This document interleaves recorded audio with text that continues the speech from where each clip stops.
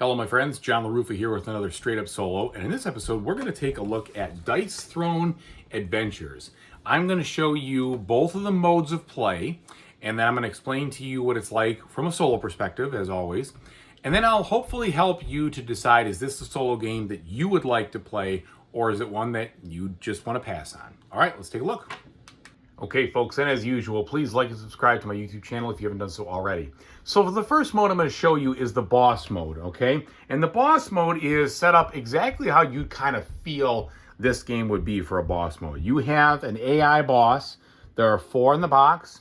This is the first one you'd encounter on the second phase of your campaign or scenario. And then you have yourself, okay, whichever one of these you choose. Now, just to be clear, in order to play the Adventurous game, you have to have bought some of the Dice Throne season content. Whether you bought a big box or just 1 or 2 of them at a time, you got to buy that to play this. Otherwise, it's not gonna work, okay? Now, in previous scenarios, you may have gathered some of these persistent treasure cards, okay? And that's kind of how you power up your deck in this game.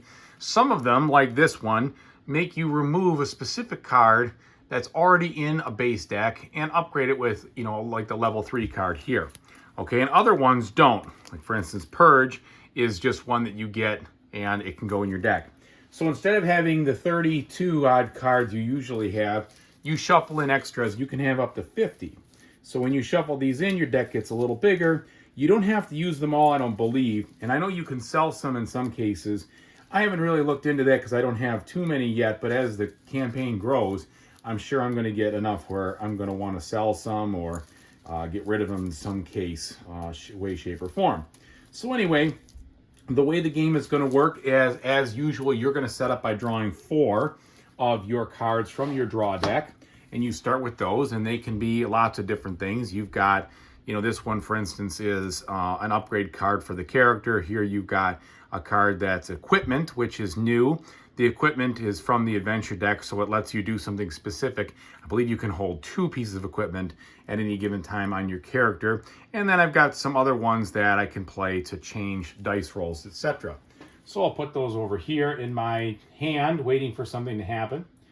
And then for the AI, the way they work is they have 2 separate decks, okay? They have a deck which has these upgrades right here.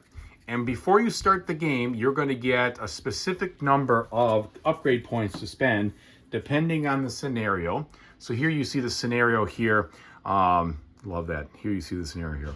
Upgrade points for 1 player is 7. So what you do is you are going to flip over these cards and pay them out until you meet or exceed 7 points. So for instance, this one is 2. So I would put this one down, and that would go in the unhinged slot, and then I would knock off a couple of campaign points, and I would do another one, etc., etc. Just kind of like how you would set up your game, but you do it all at once with these cards. They don't come out during the actual game. They upgrade this character a certain amount, which is a reasonable amount, I think, and then that's it. Then after that, you break out this other deck for the solo boss. And this deck, you're going to use every turn, and you're going to, if you can pay for it, buy the card. This will enhance what you're doing, and this will give you a roll objective to tell you what this monster is going to, what this boss is going to be trying to achieve during its turn. In this case, it wants to roll nothing but those slashes. But in other cases, it might want to roll, you know, some of these flaming cubes plus the slashes. Maybe it wants to roll a bunch of these chaos looking things over here, whatever it may be. But all of these change what its objective is for that roll. Plus, they will give you something when you play them that will you'll get immediately as the card comes up. If the card can't be afforded, then it just sells the card for 1 campaign point. It doesn't activate any of this, but you do get this, and you do still go for the modifier, okay? So the turns are quite simple. What you're going to basically do is follow this step procedure every time. You're going to, if you want, use a salve, and a salve is like a healing potion for yourself. And you can spend multiple of them as just obeying the usual healing rules. Then you do a full turn. That's a full turn like you would in the base game, where you play everything that you would normally play. You play an upkeep phase, an income phase. You're going to do a main phase where you can spend cards, sell cards, etc. You do your offensive role. You're always targeting the boss. And then the boss will do a defensive role depending on how it goes. Then you have another main phase, and then you discard if you sell cards if you have more than 6. Really exactly like you play the main game. Okay, and then the boss, depending on what the boss is basically going to react just like a normal player. During the boss's turn, it's going to flip over a card, and when it flips over the card, like I said, it's going to, if it can pay for it, you're going to do whatever it says here. In this case, if it had 3 campaign points, which you always get one combat point, one combat point at the beginning of the turn in their income phase. If it could pay for this, you immediately have, inflict concussion on all opponents. So that would just happen. And then you would roll just like you would in a normal game. So it's going to roll for what it's trying to do. You get the 3 rolls like usual.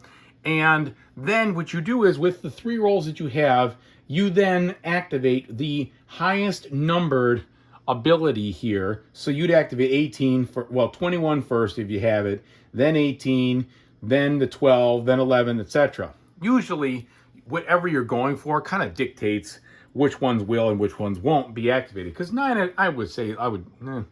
most of the time, you're able to pull this off. Okay, well, and you don't want to pull it off, right? There's a couple of things, though, that the boss has tricks up their sleeve.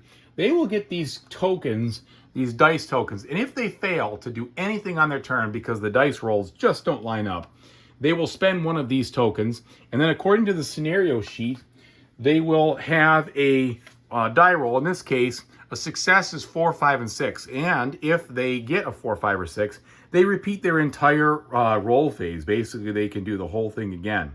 And that can really be helpful in helping them, avoid just getting skunked.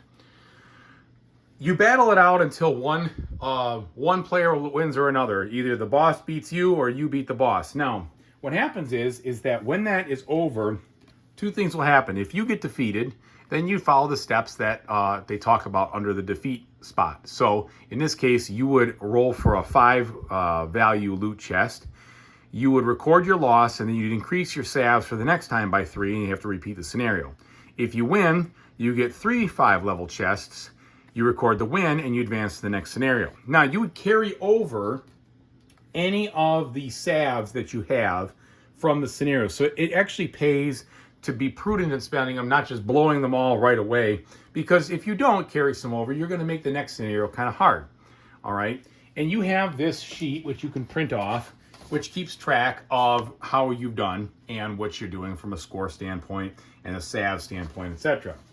The treasure chests work like this.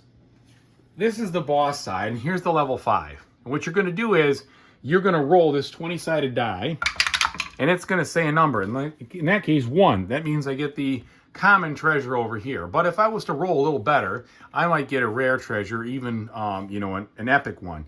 And as the treasure value gets better, the chances of you getting a legendary loot is even better. During the actual portal crawl, the treasures are less valuable, and most of them are going to give you gold or hearts or some, modifiers to use in your battles. When you do get a level 4 treasure or something like that, these cards come in as unidentified, and you have to spend money to actually identify them and see if you want to keep them or not. But that's the way the boss mode goes. Pretty much what you'd expect. It's pretty fun. It takes about 30 to 45 minutes, I guess, depending on how it goes. It's at least my experience fighting this boss. And it would be exactly like you'd expect this kind of game to be from a standpoint of feeling like you're playing against another character or another, 2-player game, right? You versus someone else. The boss has a little more health than you do, usually, at least in this case. The boss starts with 70, you start with 50, so you have to be on your toes, and it provides a decent challenge. At least I had a decent challenge. I lost twice to this first boss before finally beating him. And so that's about the size of it. Now, just in the normal gameplay, I'm going to assume that you have played Dice Throne before. But if you haven't, it's a Yahtzee-style dice game, so to speak, where you're trying to get different combinations of dice. And when you get those different combinations of dice, you get to activate different abilities. You can only ever have activated an ability once and only one type of thing on the card, unless it has a bunch of conditional stuff. But in this case, for instance, if you just roll, let's say you roll 4 of the fists, you're going to want to activate that, deal 7 damage. You also try to do small straights, large straights, different harder things. The different dice faces, depending on the character, will have different things. So, for instance, looking over here, you know, your main character has a bunch of different faces on the die, and it might be harder or easier to roll certain things depending on the face. Each of the characters has different dice faces, distributions, etc. You also have a bunch of different ability tokens that you will activate depending on what you do. And at a quick glance here, you can tell there's a lot of different abilities. Those are just some of them that are status effect tokens and such that happen in the adventure game, but you're going to have your own set depending on the character that you're playing as well. So that is the situation with the boss. Now let's talk about what it looks like when you play the portal mode. Okay, now I have things set up for the portal mode. This is scenario 3. They give you a different pattern. So there's only one boss card per scenario. You're going to use a boss, but they give you several cards when you're doing the scenario. So it varies it up, and that varies up the map and maybe even some conditions. I'm not sure, but certainly the map. You set up these tiles, and they basically are ascending in difficulty. So the green ones are easier than the blue ones, which are easier than the purple, which are easier than this number 4. The whole goal of this is to unlock the portal and then fight the final boss. And the way you unlock the portal is, I should say, the stage boss. You have to collect these 3 tokens, and when you do, you flip this thing over and you spawn whichever boss, and it begins, you know, with 1 additional king's hand, etc., and you fight that. The way it works is, so on every turn, you're basically going to be moving 1 step and then doing the battle and then continuing on. All right, most of the time there's a battle. So let me give you an example. We can step out right here to begin, and I flip this over, and this card says, okay, the hero gets +1 CP. I have to spawn a minion. It says remove all status effects from a chosen hero who currently has at least 1 status effect if possible. So that could be good if I'm covered with a bunch of negative status effects, because the one thing is that in this whole portal, it's like one continuous battle. So good status effects and bad status effects carry over regardless of whether I finish the little fight or not. So I do that. Now I go ahead and I spawn my minion here, and here you go. We've got the Dreg Lackey, okay? So I'm going to fight him. His role objective is going to be this. If I beat him, I get that reward, and here's basically what he can do with it. So he's trying to roll that, and when he does the master's bidding, and it's 5 undefendable damage, and for his dice roll, he has this. You follow those.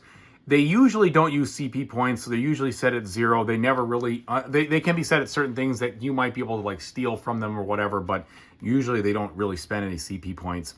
And then they have a specific health. So in order to fight this thing, you know, I basically will do a small battle where I will grab the minion's health sheet right here, and we will go ahead and set it to 12. And we follow these steps.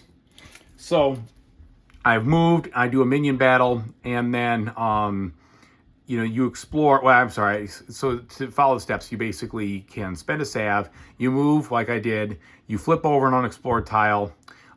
If you didn't finish the battle, like it's the next turn, you haven't killed him, you keep interacting with him. But solo, it makes really simple sense, because you basically fight him until you kill him, or he kills you. Okay, so what's going to happen is you are going to attack first unless he has the first strike ability, which he doesn't. So in this case, I would go ahead and attack first, and I would just, you know, do a full turn, right? So I got that 1 CP, so I would basically decide which cards I want to play. In this case, you know, I get my, well, let's start from the beginning. I get my income, I draw a card, and it's a Tempest Rush. So I'm going to actually put both of these out. I'm going to get, you can spend as many cards as you want. Tempest Rush 2 and Combo Strength 2. So that costs me 3 CPs. And then I do my roll like I do in the normal game. And there we go. So I get 3 chances to roll a bunch of stuff. And you know what? What I'll probably do is, let's see. So I could use my chi, and that would increase or reduce damage. Or I could try for something different. So I've got a combo here. It's the 4, 5, 6. So I'm getting close to the small straight, which would deal 6 damage, and then I gain 2 chi. So maybe I'll do that. I'll try for that. 4, 5, 6. We're going to set these aside, and I'll keep rolling these, and hopefully I'll get a 3 here. A 1 and a 4. That did not cut the mustard. So one more time. And there's my 3. So 3, 4, 5, 6. I will, I'll use the Fists of Harmony. So that deals 6 damage to him. Then I gain 2 chi. Okay, so let's deal the 6 damage.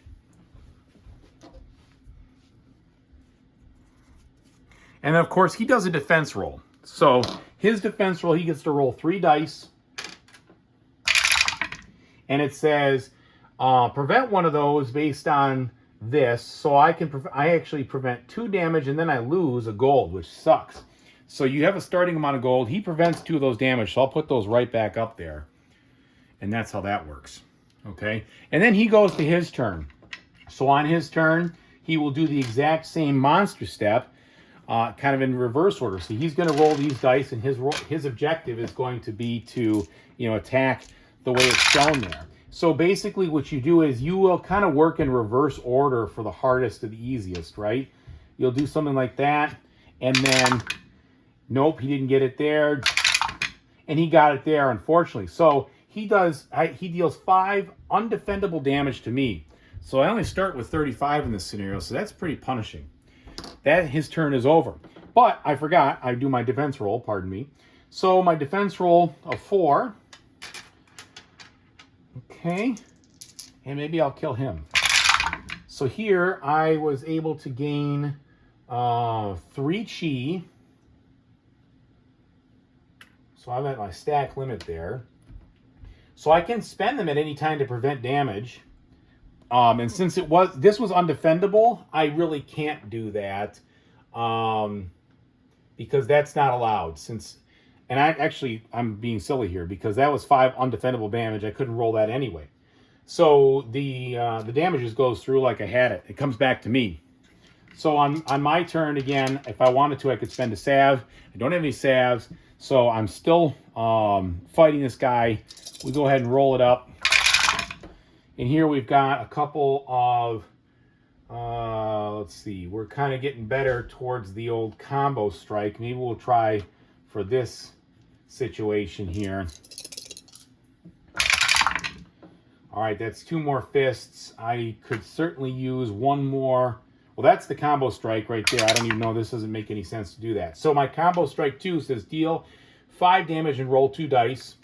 And then I add things depending.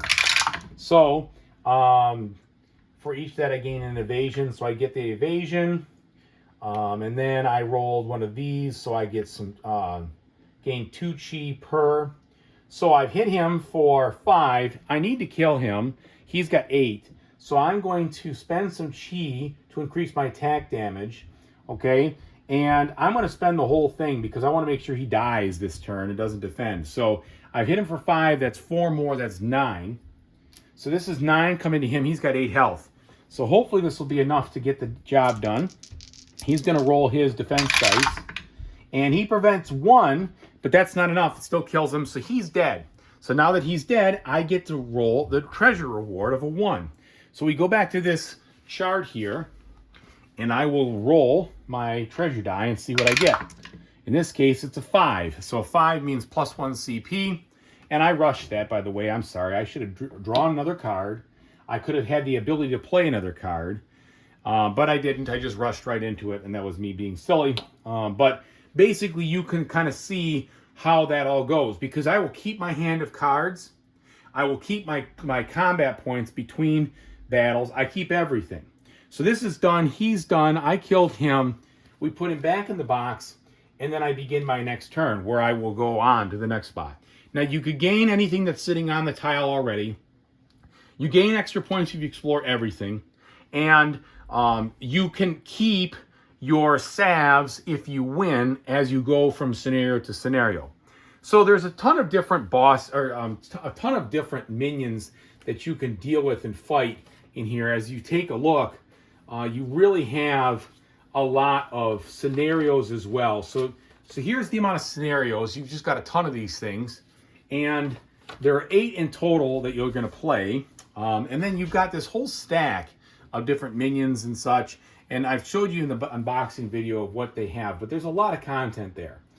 After you complete this portal, you might gain treasures. You can sell those treasures, or with the gold, you can buy new treasures. You can sell cards for $5. Any of the treasures you picked up in the dungeon, you need to spend 10 to identify them to see what they are. And then you'll also do a roll here to see, it'll tell you, like this at the end, it says shop. Okay, upon defeat, you would get 2 of the green and 2 of the blue. If you win, you still get 2 of the green, 2 of the blue, and then you have to decide if you want to pay for them with the amount of money that are there. And that's about it. So that gives you, I think, a pretty good full overview of all the contents and all the game modes in this box. That's what you're doing. You're ultimately trying to get through all 8 scenarios, and in the 8th scenario, you're fighting the final boss, the Mad Dice King, I think his name is, or the Mad King, or whatever it is. And if you beat that, then you can sum up your campaign score, see how you did. And if you don't, you get to redo it. So this is one of those things where when you die, you just repeat the scenario, but they actually give you more salves to help you get through it. I also prefer to play a mode that I just saw someone suggest, which I think is great. Switching out the heroes between each battle. It's simple because all of these loot cards are, I should say between each scenario, pardon me. All these loot cards are independent, so they don't necessarily, they're all usable by any character. So you can easily decide, well, this scenario I want to play with this one. I'll take all my loot cards out of the deck. I will set them aside. I'll pack up that one character. I'll bring another character, and I can put him right into the mix, or her right into the mix with no issues. There's nothing to worry about with leveling or anything like that. So it allows you to play all of your characters, not just one character per the entire thing over and over. I like that flexibility because some of the bosses seem to be, easier to beat with certain characters than others, and so that leads to more of the enjoyment and less of the frustration, in my opinion. All right, so let me go ahead and tell you what I think about this game from a solo perspective. Okay, so that is Dice Throne Adventures solo mode in both of the types of games that you get. You get the portal, you get the boss. What do I think?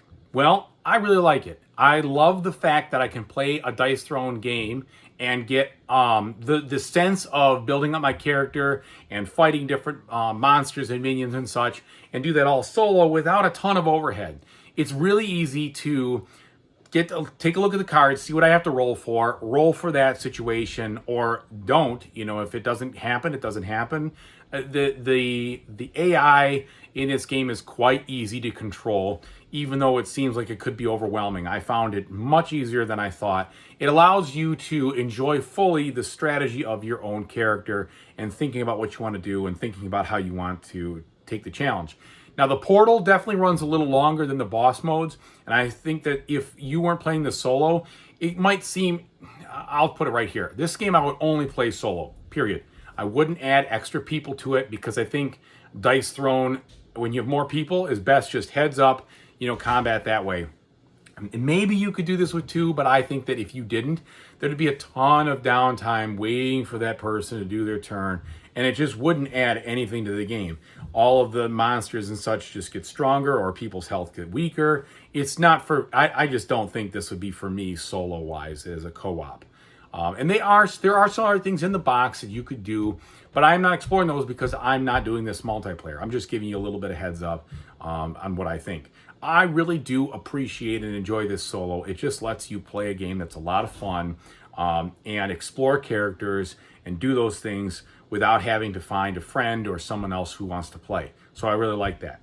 I have no problems with the setup of the portal. I have no problems with the setup of the whole thing, and that's because they did such a good job giving you component storage and the trays for everything. Once you've got it set up, you pull the trays out, you open them up, and it's pretty much it's already halfway there. If this was in little baggies and everything else, that would be a disastrous nightmare. So they did a great job providing all those trays and helping you streamline that experience.